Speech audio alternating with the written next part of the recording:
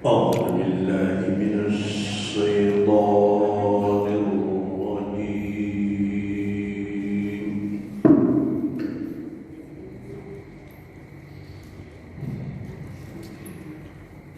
بسم الله الرحمن الرحيم.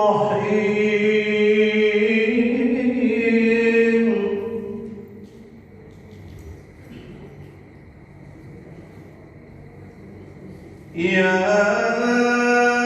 أيها الذين آمنوا كتب عليكم الصيام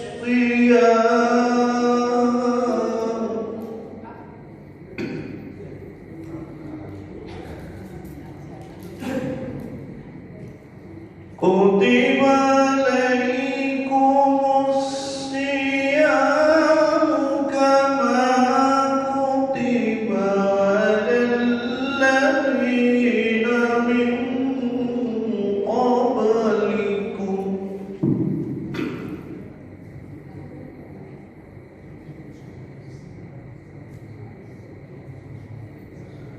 على الذين من قبلكم لعلكم تتقون.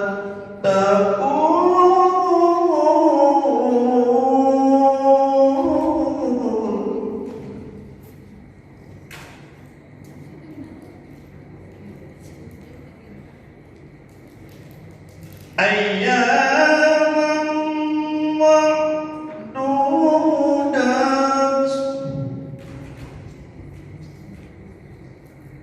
فمن كان منكم مريضا أو على سفر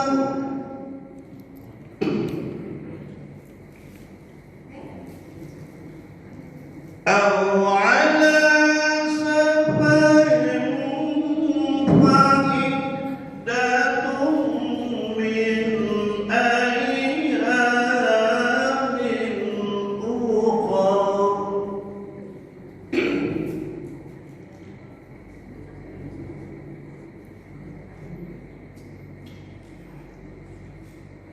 وعلى الذين يطيقونه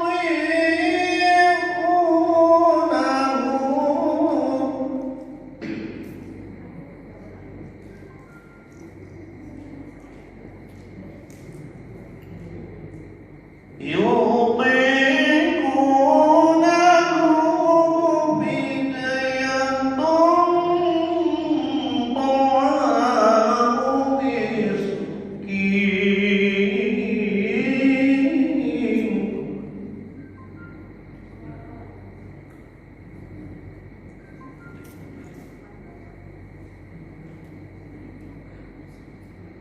ومن تطوع خيرا فهو خير له.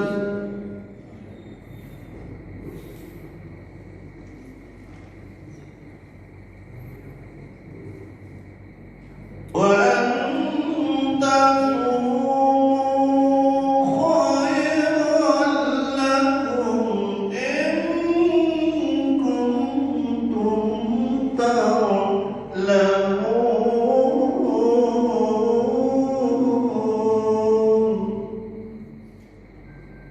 صدق الله العظيم. Assalamualaikum warahmatullahi wabarakatuh.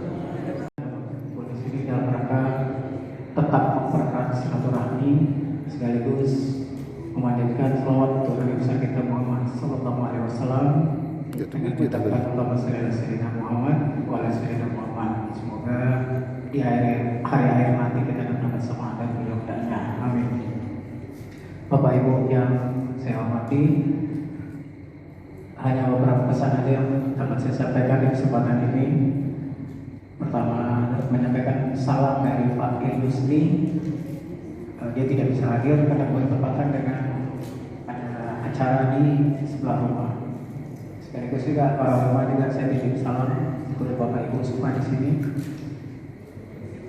Kemudian dalam beberapa hari ke depan saya dapat informasi bahwa ada rekan-rekan kita akan ada tur ke Sumbar ya. Mungkin 2 hari tur ke Sumbar, ya kami dari sini tidak bisa ikut bergabung. Kami mendoakan selamat perjalanan Bapak kita. Amin. Poin yang terakhir adalah dalam waktu dekat, insya Allah kita akan melaksanakan ulang tahun kita yang pertama. Jadi poin inilah yang saya harapkan. Mari kita tetap kompak, kita tetap solid, dan mari sama-sama kita sukseskan acara kita ini agar semua tahu bahwa CR itu adalah CR yang memang betul-betul bersilaturahmi. Baik Bapak itu saja yang saya sampaikan. Salah terkesan bahasa, maafkan. Wassalamualaikum warahmatullahi wabarakatuh.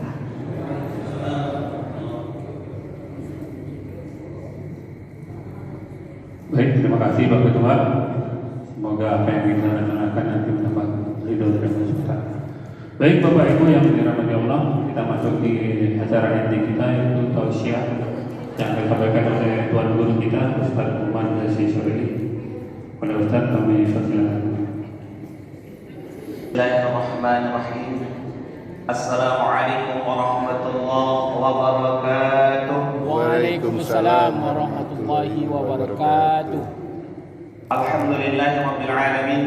Wassalatu wassalamu ala sayyidil mursalin wa imamil muttaqin wa ala alihi wa sahbihi wa man da'a bi da'watihi wa tadama bi tariqatihi wa tarassama. Ya ayyuhalladzina amanu kutiba 'alaikumus shiyam kama kutiba 'alal ladzina min qablikum la'allakum tattaqun. Shadaqallahu 'azim.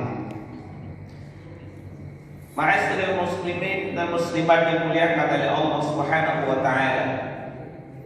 Pertama, Bapak Ibu sekalian sebagai hamba Allah yang beriman, marilah kita senantiasa bersyukur hanya kepada Allah, karena Allah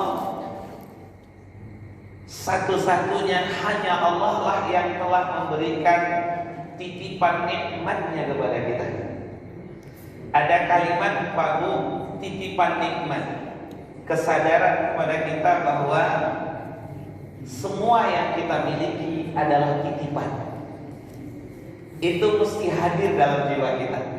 Karena kalau tidak, Pak, kalau tidak merasa titipan, nanti kalau suatu hari diambil, kita akan terlalu kecewa. Kalau sempat kita merasa itu milik, Pak, sementara sebenarnya titipan. Lalu ketika yang menitipnya mengambil, itu sakitnya tuh di sini. Betapa hebatnya para ulama dulu, Bu. Betapa hebatnya para ulama dulu, Pak. Ketika anaknya dijemput oleh Allah nyawanya, dia ucapkan innalillahi wa inna ilaihi raji'un ditambah dengan kalimat alhamdulillah. Kita heran, nanti anak kok alhamdulillah. Ditanya kenapa ya, Syekh? Dia jawab, alhamdulillah anak saya dijemput saat saya sedang taat kepada Allah. Saya khawatir dia dijemput saat saya bermaksiat terhadap amanah. Dahsyat cara memandang sebuah nikmat. Jadi insya Allah dengan nikmat yang Allah titipkan pada kita ini, mungkin bisa jadi lama atau tidak lama lagi, tapi yang paling utama adalah kualitas saat Allah menitipkan pada kita apa yang kita gunakan. Mari kita menjadi hamba yang bersyukur di setiap saat, apapun aktivitas kita dalam rangka ibadah kepada Allah. Baik itu ibadah mahdhah, nama sholat, puasa, zakat, haji dan sebagainya, ataupun ibadah khair mahdhah, baik dalam ekonomi, politik, sosial, permasalahan hidup dan bertetangga sosial, ada konsep syariatnya. Dua-duanya dalam rangka ibadah, karena itulah tujuan Allah menciptakan kita. Kalau kita mampu begitu Bapak Ibu, nikmat itu sangat berkualitas kita gunakan, sehingga kita pulang kepada Allah, bukan hanya meninggalkan. Ada kalimat begini, Bu, Pak, kalimat Indonesia ini bagus, Pak. Kalimatnya ini, meninggalkan dunia, meninggal dunia. Kalau saya ini tadi cerita sama Pak Haji ada ternyata lahir di Aceh, besar di Aceh juga, sampai saya orang Aceh Bu, tapi Aceh Tamiang Kuala Simpang mana? Bahasa Melayu saya. Tamiang Pak ya, kemana nak kemana gitu. Ya kan? Ya, kalau orang bilang Ustaz Usman meninggalkan Aceh, ya, tapi masih ada di Pekanbaru. Tapi kalau kalimatnya meninggal dunia, berarti meninggal dunia ditinggalkan, keturunan anak ditinggalkan, harta ditinggalkan, apapun kebanggaan kita di dunia ini semua kita tinggalkan. Tapi ternyata mampu jika kita tadi berkualitas. Mereka kita bersama mereka di dunia ini sakinah mawaddah warahmah kita tinggalkan saat kita tinggal, tapi kita bisa bersama lagi di surga Allah. Sekalipun harta itu banyak kita tinggalkan ketika meninggal, kalau harta itu datangnya dari hasil yang halal, lalu kita gunakan kepada yang halal, kita gunakan pada ketaatan pada Allah, sekalipun kita meninggal, kita tinggalkan harta, insya Allah harta akan menyusul kita bersama kita di surga.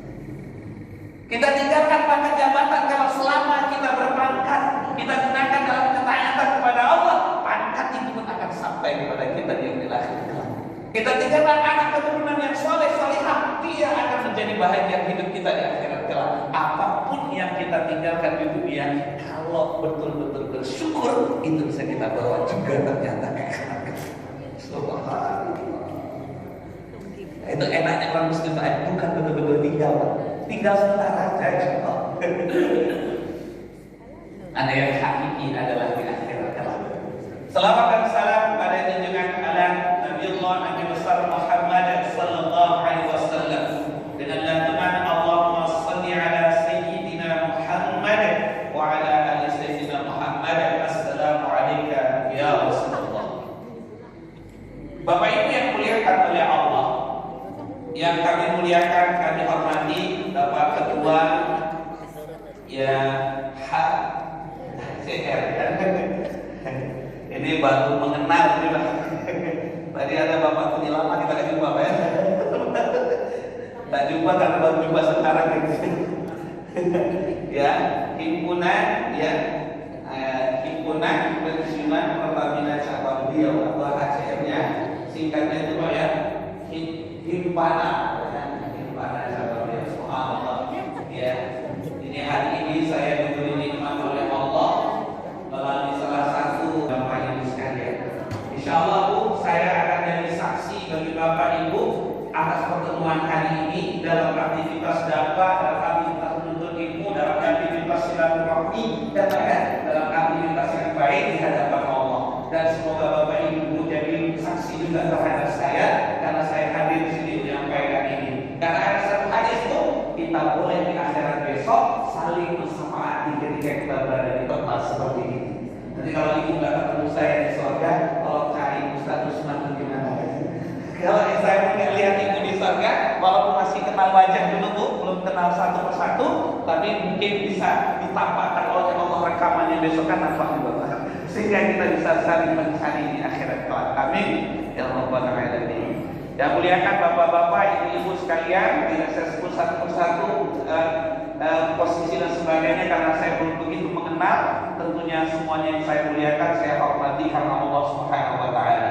Hari ini 10 hari lagi atau yang 9 kita akan didatangi oleh bulan yang sangat luar biasa. Jadi arti bahasanya seakan-akan sekarang ini kita sedang menyambut datangnya bulan suci Ramadan. Pak, Ibu, ada yang menyambut datangnya Ramadan, ada yang tidak menyambut. Yang tidak menyambut nggak usah kita bahas. Yang menyambut kita bahas karena kita sedang menyambutnya. Ada hadis Rasulullah SAW, "Man kariha bidukhuli Ramadan haram," maka Rasul mengatakan haramallahu jasada ala nira. Maka Allah haramkan jasad yang gembira tadi dimasukkan dalam api neraka. Berarti apa? Gembira datangnya Ramadan itu berarti sebelum Ramadan, berarti penyambutan diri jiwa kita dengan sambutan gembira. Siapa yang gembira itu?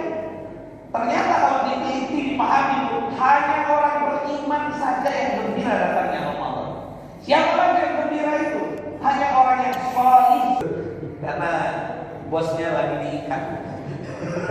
Setan ikat. Qad ja'akum Ramadan, syahrul mubarak, intiradullah siyamah, tulahu abwabul jannah wa tughlaqu abwabun nar wa tusbitatis syayatin. Kata Rasulullah telah datang bulan suci Ramadan, yaitu yang di dalamnya bulan suci Ramadan adalah bulan yang penuh berkah.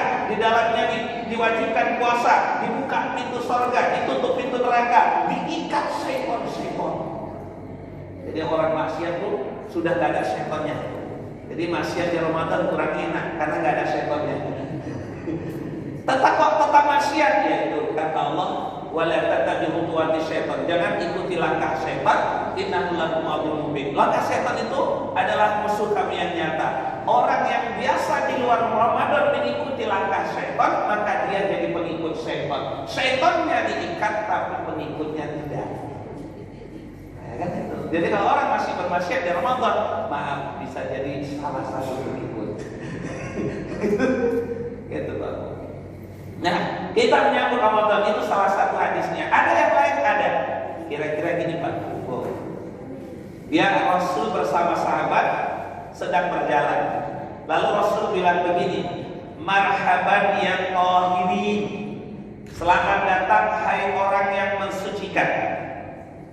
Tentu sahabat heran. Kenapa?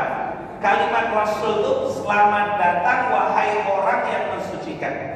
Ditengok ke belakang gak ada orang, ditengok ke kanan kiri gak ada orang, ditengok ke depan gak ada orang yang datang. Tapi kenapa Rasul mengatakan selamat datang wahai orang yang mensucikan? Lalu sahabat begitu, kalau gak ngerti tanya lagi ke Rasul. Ya Rasulullah, apa yang kau maksud? Lalu Rasul mengatakan orang yang mensucikan adalah bulan suci. Kalimat Rasul pakai kata marhaban. Marhaban ya tahirin. Marhaban itu kata sambung menyambut yang datang. Berarti Rasul menyambut dengan ucapan marhaban terhadap bulan suci. Marhaban itu sama artinya dengan ahlan wa sahlan.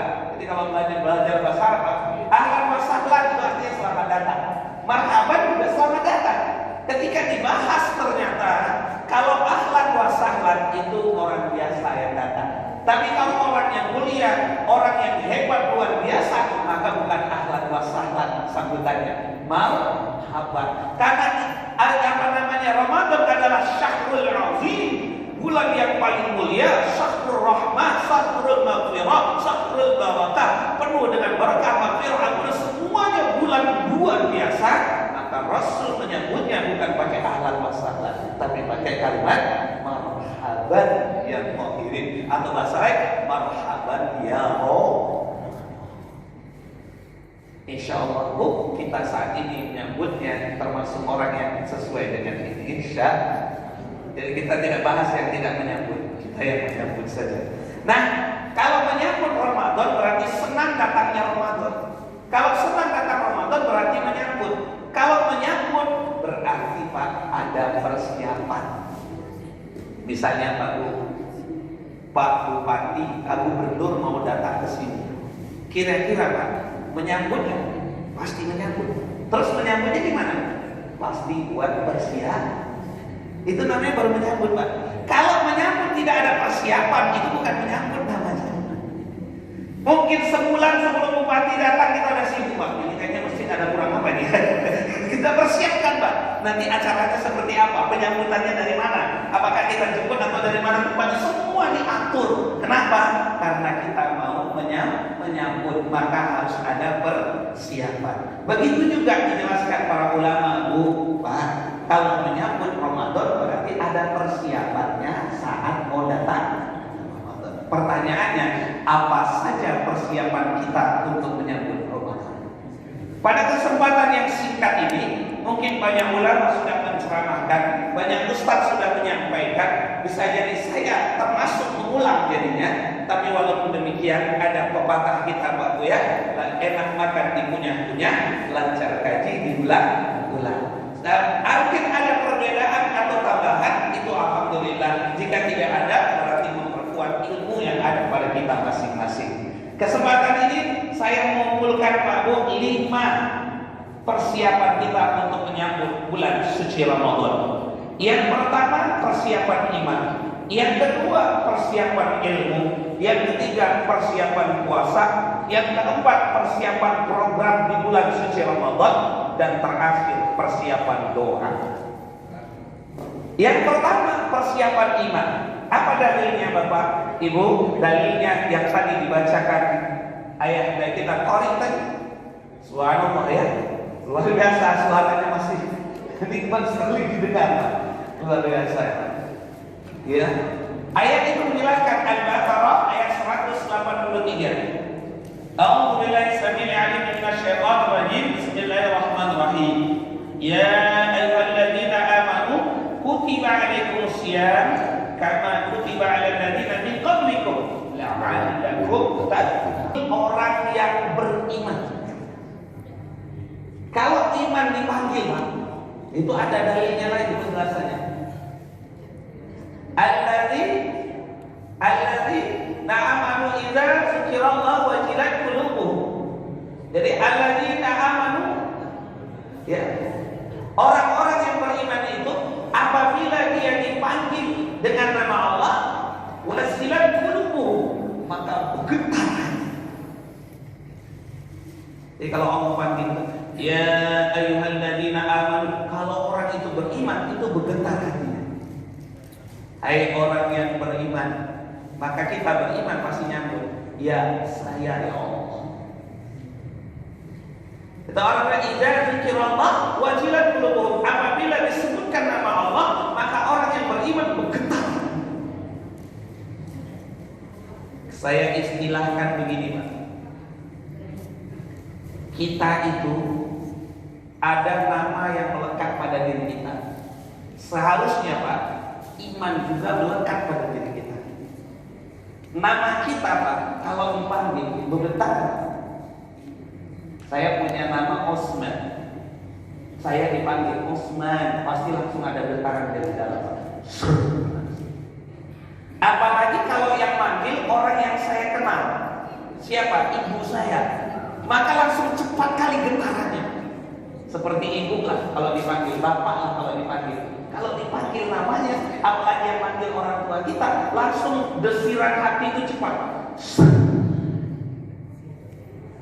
Itu tandanya nama kita yang dipanggil. Seharusnya iman melekat seperti nama kita. Itu kata Allah, idza dzukirallah wajilat qulubuhum. Apabila orang beriman itu disebutkan nama Allah, Allah memanggil dia, maka bergetar. Ketika dibilang ya ayyuhalladzina amanu, langsung ya Allah, saya yang beriman itu bergetar. Saya punya nama Usman, ini analoginya. Lalu ada orang di samping saya memanggil kalimat Luqman, ada nggak getaran di hati saya? Nggak ada. Kenapa yang dipanggil bukan nama saya? Ya Luqman, saya diam aja. Ya Luqman, saya diam aja. Di samping saya dibesarkannya suara ya Luqman, saya tetap diam. Jangan ribut lagi. Saya tetap diam. Bapak Ibu, kalau ada orang mengaku beriman, lalu disebut nama Allah, dipanggil oleh Allah, nggak ada getaran, khawatir bukan dia yang beriman. Ya ayyuhalladzina amanu, nggak dengar. Ya ayyuhalladzina, enggak. Kenapa ribut-ribut? Karena tidak ada getaran. Kenapa tidak ada getaran? Karena bukan dia yang beriman itu. Seperti saya, tidak ada getaran dipanggil Luqman karena saya bukan Luqman. Saya akan bergetar kalau dipanggil Usman. Jadi ketika ada orang dipanggil imannya, ketika dipanggil dengan kalimat Allah, tidak ada sambutan hatinya kepada kalimat Allah, khawatir Pak, tidak ada iman di dalam hati. Subhanallah. Makanya kita persiapkan iman supaya bisa menyambut ayat ini. Ya ayyuhalladzina amanu, hai orang yang beriman, ya dipanggil keimanannya. Apa? Kutiba alaikumus syiyam, dalam tafsir furiḍa, telah diwajibkan atas kamu berpuasa. Karena sebagaimana orang dahulu berpuasa, la'allakum tattaqun, agar kamu menjadi orang-orang yang bertakwa. Penjelasan yang kedua, sebagaimana dalam tafsir dijelaskan, ada pertanyaan, kenapa Allah panggil yang beriman? Padahal di ayat yang lain ada kalimat begini, ya ayyuhan nas. Di ayat ini bukan ya ayyuhan nas, ya ayyuhalladzina amanu. Kenapa Allah panggil orang yang beriman? Kenapa gak semua manusia? Ini dijelaskan dalam tafsir, Pak. Dijelaskan dalam tafsir. Ternyata Allah itu ingin memerintahkan sesuatu, dan sesuatu yang sedang ingin Allah perintahkan itu tidak bisa dilakukan oleh semua manusia. Hanya bisa dilakukan oleh orang yang ibu di rumah. Ini mau dekat-dekat lebaran ya kan, puasa, ada kerusakan genteng misalnya. Kalau rusak genteng berarti kita ingin cari orang agar kita suruh dia, kan ada perintah kita berarti Pak ya, agar kita suruh dia, kita perintah dia agar memperbaiki genteng kita. Dan kita sudah siapkan Pak biayanya. Berapa biayanya kita sudah persiapkan. Kita ingin suruh dia perbaiki genteng, kita persiapkan biayanya. Pertanyaan saya Pak, siapa yang Bapak panggil? Semua orang atau hanya tukang genteng?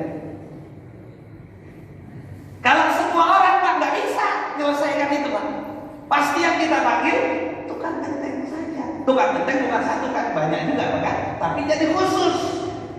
Begitu juga Allah ingin perintahkan puasa kepada orang itu, dan Allah sudah siapkan gajinya, biayanya, pahala yang begitu melimpah di hadapan Allah. Apakah Allah panggil semua orang? Tidak, karena nggak semua orang bisa melaksanakan puasa yang Allah sampaikan. Maka yang dia panggil hanya yang maka dipanggil ya ayyuhalladzina amanu, hai orang yang beriman, puasa laksanakan. Jadi Allah Maha tahu, tidak akan memberi tugas, tidak akan memberi perintah kecuali perintah itu tepat kepada orang yang bisa menjalankannya, yaitu orang yang beriman.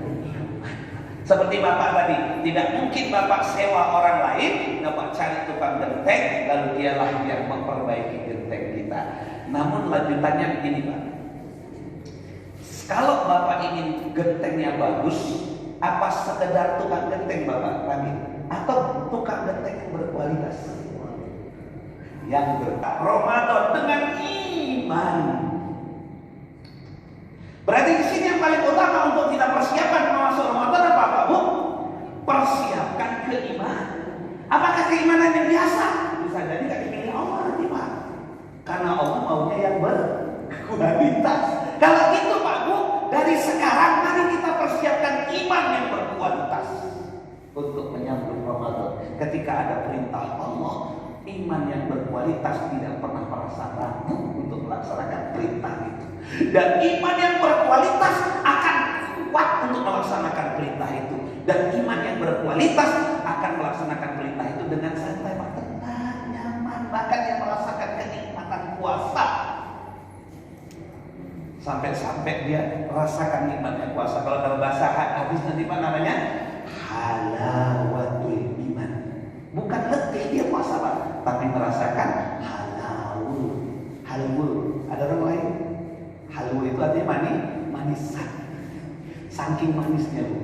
Jadi orang yang berpuasa bukan sekedar berat, tak ada rasa berat dari orang yang imannya kuat. Bahkan orang yang imannya kuat Bu, Pak, ketika dia puasa bukan malah berat, tapi terasa manis dibanding keimanannya. Di sini pentingnya kita mempersiapkan iman untuk datang puasa itu, karena yang dipanggil iman, yang menjawab juga iman. Bukan kita yang jawab, tapi iman kita yang menjawab ayat ini. Lalu ada Bu, pas saya ceramah kayak gini, ini beberapa tempat udah Bu, ada yang nanya, lalu bagaimana caranya Ustaz kita agar menaikkan kualitas iman? Kan tentu bertanya begitu Bu ya, Pak ya. Kalau kita mau persiapkan iman yang kuat, bagaimana caranya meningkatkan iman dari iman kita sekarang?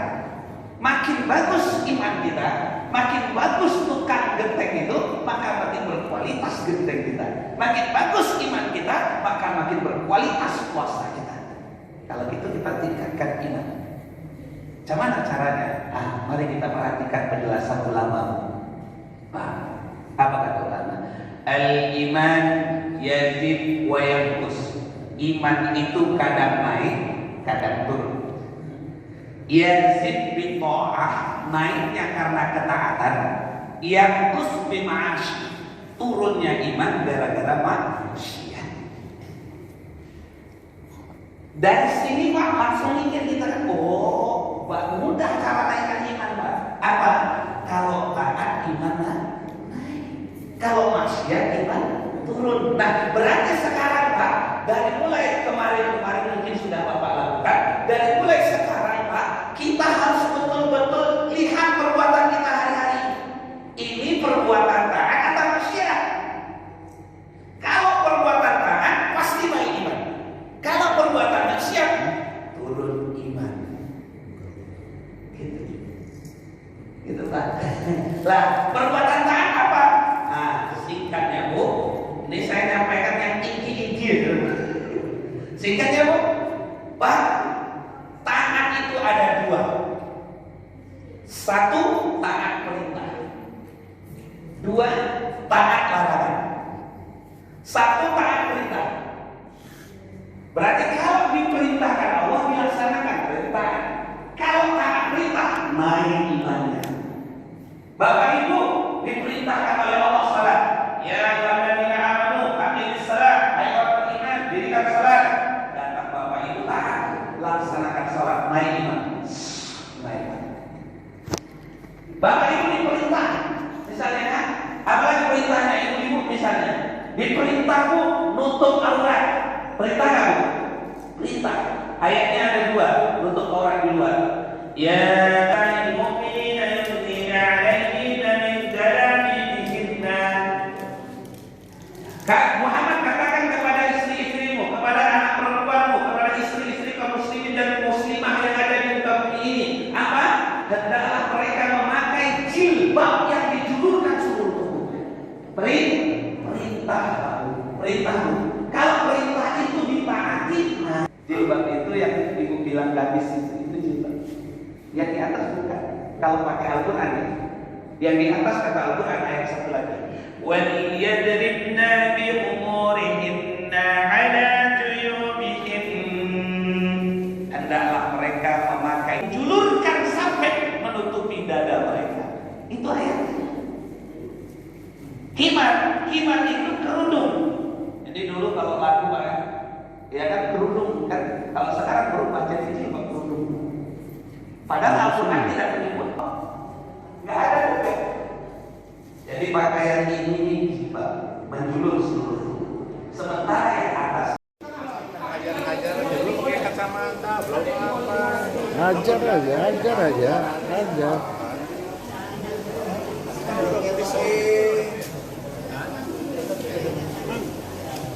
Tunggu. Ayah juga gara-gara ya. Kayak juga.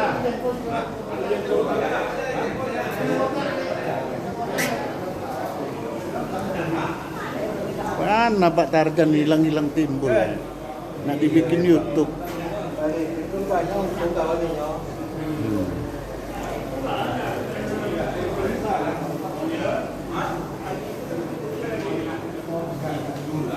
Yup. Ada yang bilang Pak Saiful itu minyak tersumbat, dia bilangnya enggak mungkin. Dia orang aku tahu betul sama dia, aku bilang kan. Dia nak mau gitu-gitu, enggak mau dia tuh. Wup. Aduh Pak Arifin, memang sekali ini ada masuk Pak Arifin awal. Hah? Oh Pak. Iya.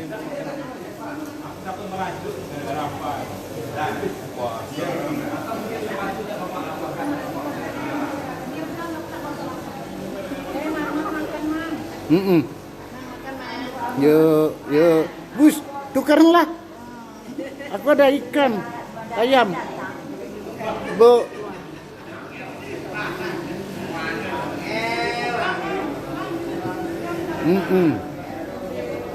Yup. Ibu. Halo sayang. Sehat sayang. Ya, yuk. Yang kedua.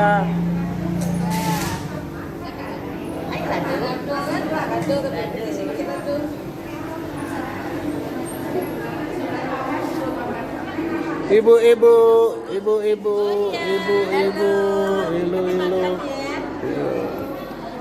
Halo, nama sendok lah. Iya. Udah? Yup. Biar masuk jambung videonya. Enaknya.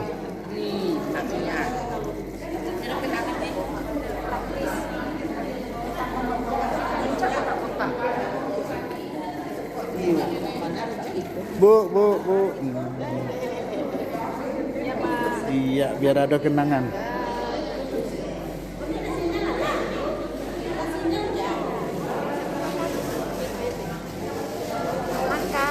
Iya, aku belum makan. Yuk. Merdeka. Merdeka. Nepi, peluk. Merdeka. Nepi siapa merdeka?